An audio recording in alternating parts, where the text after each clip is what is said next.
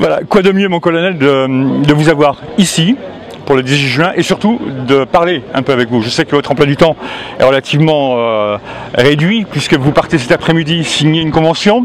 On va en parler. Le 18 juin pour vous, ça s'appelle quoi en fait pour vous?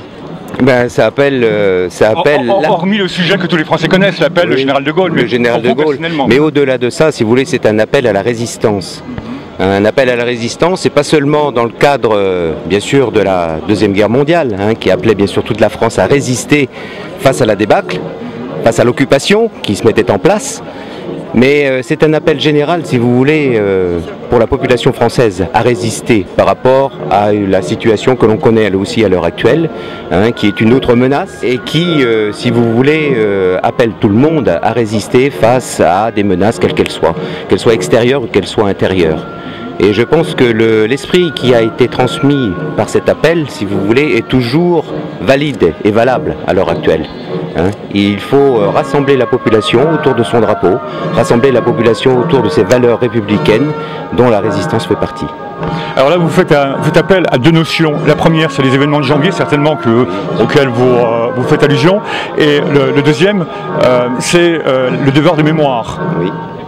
Oui, bien sûr, le devoir de mémoire. Vous savez, nous sommes très sensibles à, si vous voulez, à maintenir et à aider tous les gens qui concourent à ce devoir de mémoire au sein de l'éducation nationale, au sein des associations.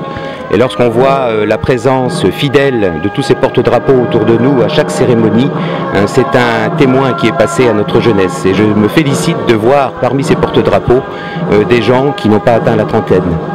Alors, ma dernière question pour ne pas vous retenir trop longtemps, est-ce que vous pensez, très franchement, de vous à nous et avec nos auditeurs, que les classes, quand elles viennent, est-ce qu'elles se sentent vraiment concernées ou est-ce que c'est de l'affichage? Alors, certains peuvent croire que c'est de l'affichage. Je peux vous dire, pour participer régulièrement au soutien du corps enseignant, si vous voulez, dans le cadre du devoir de mémoire, de l'esprit de défense, de l'esprit citoyen, que ce n'est pas de l'affichage.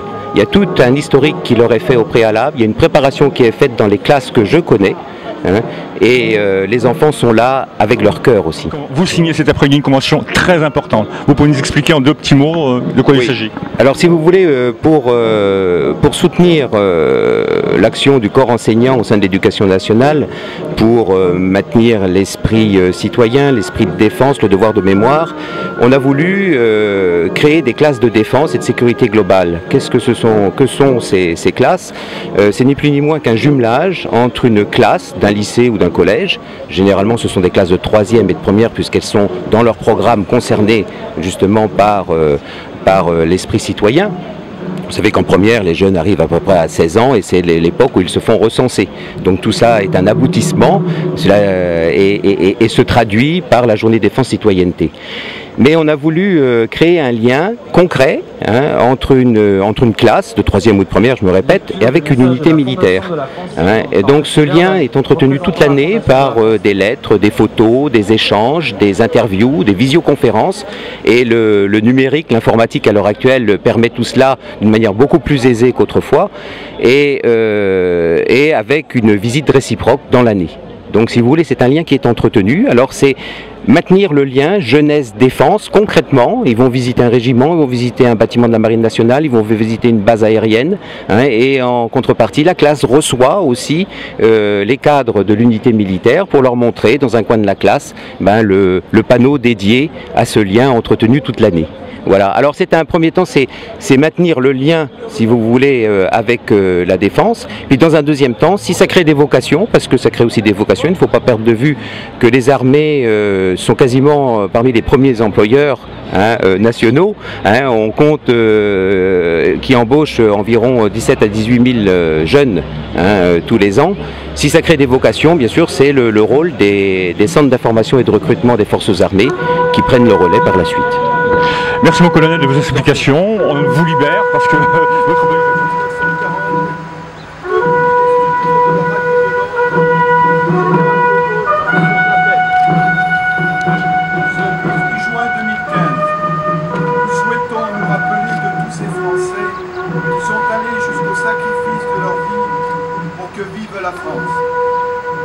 Pour la Fondation, c'est aussi l'occasion de rappeler l'origine des militaires des Français libres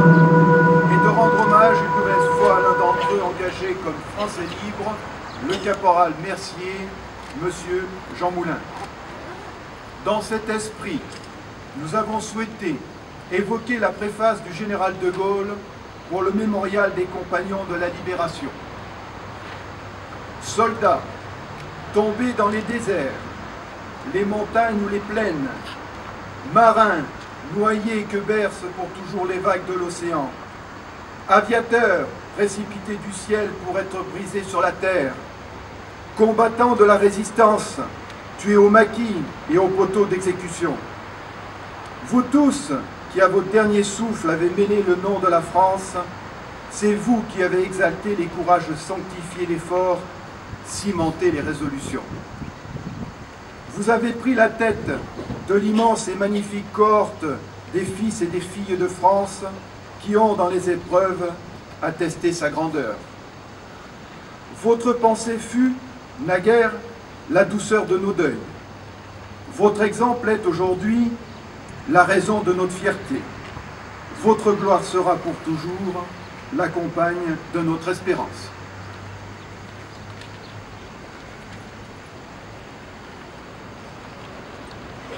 Lecture de l'appel du 18 juin par mademoiselle Camille Bretéché, du collège Jean-Baptiste de la Salle, aux côtés de monsieur Otto, président départemental des Français libres.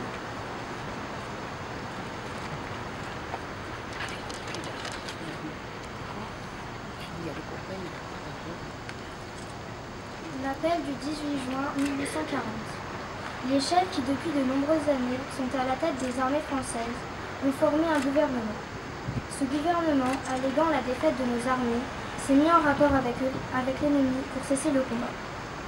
Certes, nous sommes submergés par la force mécanique terrestre et aérienne de l'ennemi. Infiniment plus que leur nombre, ce sont les chars, les avions, la tactique des Allemands qui nous font reculer.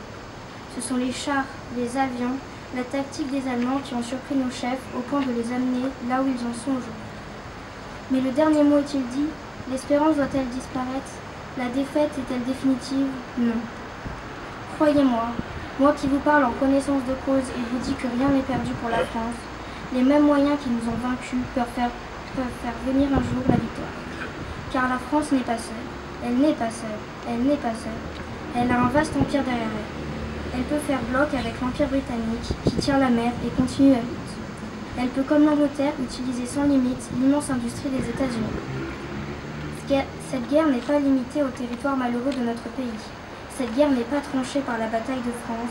Cette guerre est une guerre mondiale. Toutes les fautes, tous les retards, toutes les souffrances n'empêchent pas qu'il y a dans l'univers tous les moyens nécessaires pour écraser un jour nos ennemis.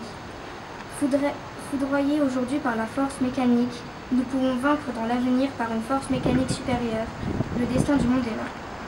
Moi, général de Gaulle, actuellement à Londres, j'invite les officiers et les soldats français qui se trouvent en territoire britannique ou qui viendraient à s'y trouver, avec leurs armes ou sans leurs armes. J'invite les ingénieurs et les ouvriers spécialistes des industries d'armement qui se trouvent au territoire britannique ou qui viendraient à s'y trouver à se mettre en rapport avec moi. Quoi qu'il arrive, la flamme de la résistance française ne doit pas s'éteindre et ne s'éteindra pas. Demain comme aujourd'hui, je parlerai à la radio de Charles de Gaulle.